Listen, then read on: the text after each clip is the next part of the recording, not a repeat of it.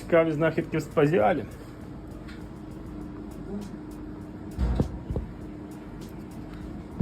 Головне, що підставили тряпочку, щоб він м'якше було. Да. Першим ділом перевіряємо на наявність накипу. Як ви бачите, накипу доволі багато, він просто там лежить плашмя. Я її перехиляв, він весь сюди збіжав.